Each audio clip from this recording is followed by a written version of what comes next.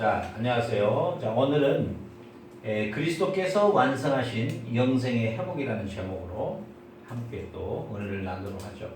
자, 요한계시록 21장 3절에 보니까 내가 들으니 보좌에서 큰 음성이 나서 가로되 보라 하나님의 장막이 사람들과 함께 있음에 하나님이 저희와 함께 거하시리니 저희는 하나님의 백성이 되고 하나님은 친히 저희와 함께 계셔서 모든 눈물을 그 눈에서 씻기심에 다시 사망이 없고 애통하는 것이나 곡하는 것이나 아픈 것이 다시 있지 아니하리니 처음 것들이 다 지나간다. 이 처음 것들이 뭘까요?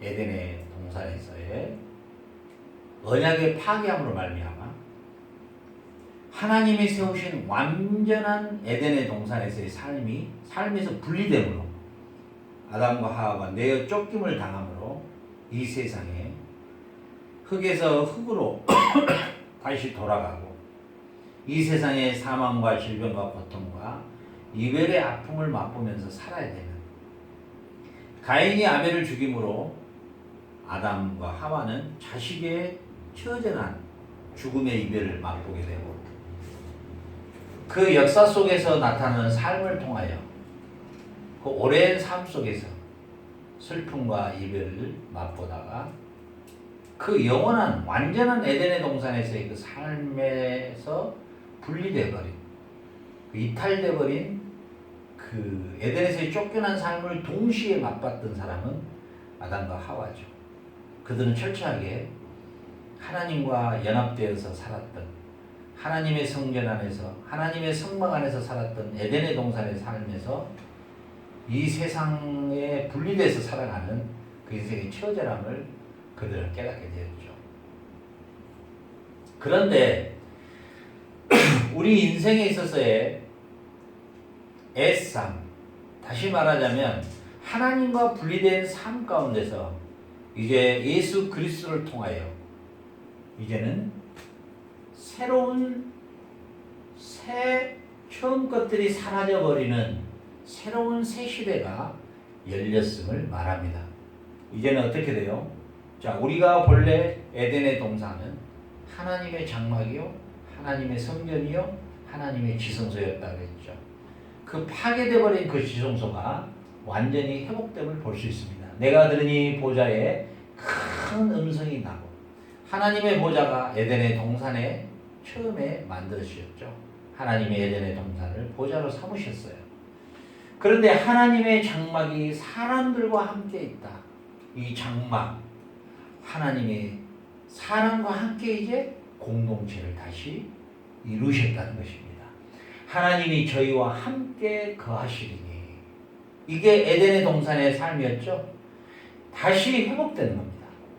이제 완전히 하나님이 우리와 함께 사시고 저희는 하나님의 아들, 딸이 되고 하나님은 친히 저희와 함께 계신다. 그래서 창세기는 출발이요, 계시록은 완성이죠. 창세기가 없는 어떤 성경도 해석 불가능합니다. 열차의 앞머리가 뒷꼬리를 달고 가듯이 창세기가 없는 어떤 성경은 해석하기가 불가능합니다.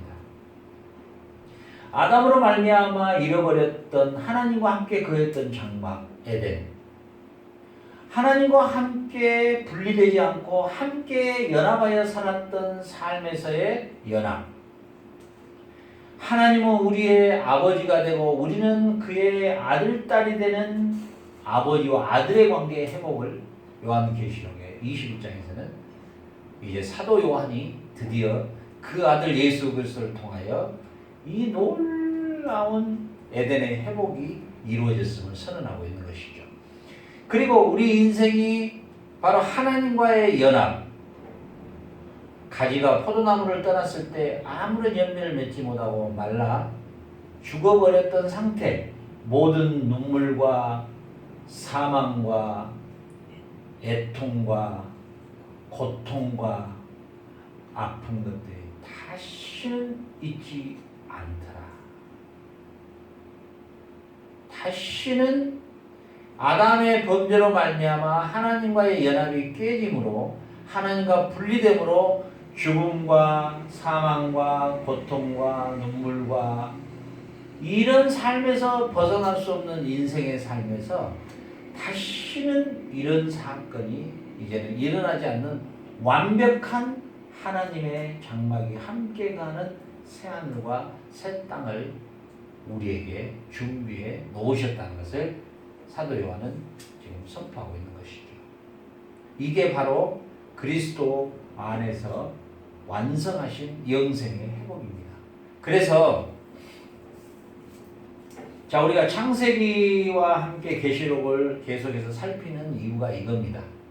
창세기에서 바른 우리가 죽음의 출발을 기원, 어떻게 죽음이 우리 인류에게 왔는가.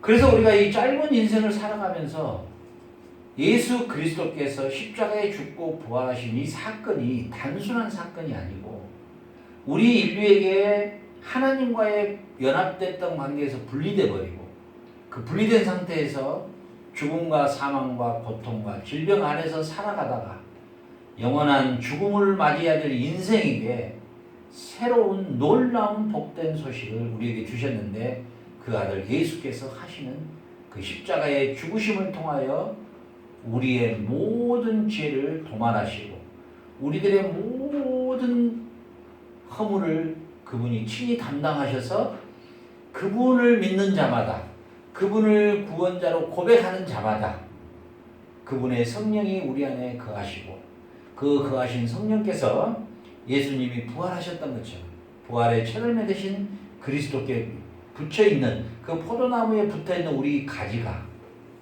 그 부활에 함께 참여하고 완전한 새하늘과 새 땅이 준비되어 있는 이 새하늘과 새 땅을 우리에게 주시고 우리는 이 새하늘과 새 땅에서 누리는 영원한 영생의 복을 누리는 이 놀라운 은혜의 잔치를 하나님이 배설하시고 열어놓으시고 그 아들을 통하여 친히 이 잔치를 준비해 놓으신 겁니다. 이 놀라운 하나님의 은혜와 사랑에 우리가 들을 수 있고 볼 수 있다는 것이 최고의 복입니다. 이게 세상에 하버드 대학에서 가르치겠습니까? 옥스퍼드 대학에서 가르치겠습니까? 서울대학교에서 이걸 가르치겠습니까? 이런 측면에서 그 사역자의 입술은 정말로 생명의 입술이 되어야 되겠죠.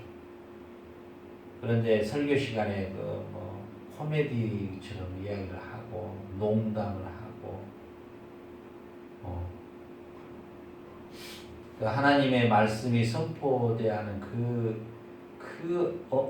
귀한 시간에 말이죠. 예, 이런저런 이벤트 같은 행사를 하고 이게 얼마나 생명이 없는 교회가 되어버린다고 말입니다. 예. 이것이 바로 교회가 선포해줘야 할 우리 사역자들이 선포해줘야 할 시대적 사명이요 하나님의 구원 경륜의 구원 역사의 동반자의 위치인 것이죠. 그래서 보좌에 앉으신 이가 가라사대 보라 내가 만물을 새롭게 하노라 하시고 또 가라사대 이 말은 신실하고 참되니 기록하라. 내가 만물을 새롭게 한다. 이 말은 무슨 말입니까? 아담의 범죄로 말미암아 잃어버렸던 에덴의 동산의 그 모든 완벽한 질서. 지금 우리 세상은 많은 재해와 많은 사건 사고 속에서 우리가 얼마나 무질서한 삶 속에서 살아가고 있는지 몰라요. 그러나 이제 새하늘과 새 땅 그리스도께서 재림하시면 이 세상의 질서는 사라집니다. 예, 이 시간에도 앰뷸런스 소리가 들리는데요. 저 소리는 이제 다시 들리지 않습니다. 왜요? 사고나 병듦이나 응급 환자가 필요 없기 때문에. 이게 바로 새롭게 하노라. 또 내가 말씀하시되 또 내게 말씀하시되 이루었도다. 나는 알파와 오메가요 처음과 나중이라. 내가 생명수 샘물로 목마른 자에게 값없이 주리니 이기는 자는 이것들을 유업으로 얻으라. 나는 저의 하나님이 되고 그는 내 아들이 되리라. 완전한 에덴의 동산의 회복입니다. 누구를 통해서요? 우리 주 예수 그리스도를 통해서 생명수 샘물. 바로 이제 우리가 에덴 동산의 구조를 보면요, 네 강에 나오죠. 에덴의 동산으로부터 흘러내리는 비송강, 그 다음에 힛데겔, 그 다음에 유프라데, 기온, 이렇게 해서 강물이 흐르죠. 그 에덴의 동산에부터 발원하여 그 물줄기가 흘러내려가잖아요. 그런데 이제는 그 생명나무가 한 그루로 나타나잖아요. 에덴의 동산에는. 그래서 저걸 먹지 못하도록 막아라 그러잖아요. 저희들이 저걸 먹고 영생을 간다. 근데 요한계시록 22장에 보면 이제 이 생명의 나무가 강 좌우에 12달을 맺혀가는, 그리고 그 생명수가 흐르는 그 에덴에서 흘렀던 그 네 강이 아니라 완전한 생명수의 강이 흐르는 완벽한 완전한 에덴의 동산의 모습을 요한은 봤죠. 그래서 우리는 이제 다시는 등불이 필요 없고 오직 그 하나님의 영광만이 비치는, 우리 창세기 1장 2절을 통해서 보았죠. 빛이 있으라 하심에 빛이 있었고, 그 빛은 우리가 발광체가 아니라 그랬죠. 이런 달빛이나 별빛이 아니라 이 보존의 빛, 생명의 빛, 우리가 말로 표현할 수 없는 어떤 하나님으로부터 창조된 그 하나님의 빛, 그 생명의 빛 안에서 우리는 영원한 생명을 누리며 살아가는 존재로 우리는 산다는 겁니다. 영원히. 자, 이런 복음의 가슴에 심장이 우리 안에 뛰어야 우리의 보물을 하늘에 쌓죠. 그러나 우리 많은 크리스찬들이 참 너무도 안타까운 게, 아니 저는 어떻게 보면 이게 우리 목회자들의 책임이라고 봅니다. 이 세상에 쾌락이 있죠. 저도 젊었을 때 잠시의 쾌락은 누려봤는데요. 술도 명예도 물질도 권세도 막강한 힘을 갖고 있어요. 또 여자도 막강한 힘을 갖고 있죠. 어마어마합니다. 그 쾌락의 그 기쁨이라는 것은. 그래서 세상 사람들이 그 돈을 추구하고 그 돈을 통하여 또 명예를 추구하고 그 명예를 통하여 술과 쾌락 속에서 즐기는 게 인생의 어떻게 보면 삶의 목표라고 말할 수도 있죠. 그 세상에서 느끼는 그 쾌락은 대단한 겁니다. 그런데 교회가 그 세상에서 누리는 그 쾌락보다도 더 큰 영적 쾌락을 성도들에게 먹여줘야 되는데, 그 세상에서 누리는 그 쾌락조차도 따라가지 못하는 그 영적 쾌락에 대한 그 목마름, 그 목마름 속에서 이 종교인으로서 종교적 행사에 참여하는 몸이 건조한 신앙으로 빠져버리게 하는 게 우리 목회자의 책임입니다. 세상 사람들이 누리는 그런 쾌락과 추구하는 그런 것들에 비교할 수 없잖아요, 지금. 이 진리는. 우리에게 영원한 이 잠깐 살아가는 100년 이내의 삶에서 누리는 그 쾌락이 우리에게 영원한 생명수, 영원한 세상, 완벽한 질서 속에서 하나님의 완벽한 창조의 그 풍요로움 속에서 영원한 나의 사랑하는 아내와 나의 자녀들과 이제는 한 형제처럼 영원히 살아가는, 영원한 시간 속에서 살아가는 그 영원한 삶에서 비교하면 얼마나 이 세상의 삶이 얼마나 무가치한 삶으로 보이느냐 그 말입니다. 이 세상 삶에서 모든 것을 다 잃어도 이 세상에서 나의 삶이 가장 처절한 밑바닥에 떨어져도 나에게 이 누구도 빼앗지 못하는 이 복음, 나에게 누구도 빼앗을 수 없는 이 복음이 내 안에 오뚜기에 마치 큰 쇳덩어리처럼 내 안에 자리 잡고 있으면 그게 바로 나의 삶의 쾌락이에요.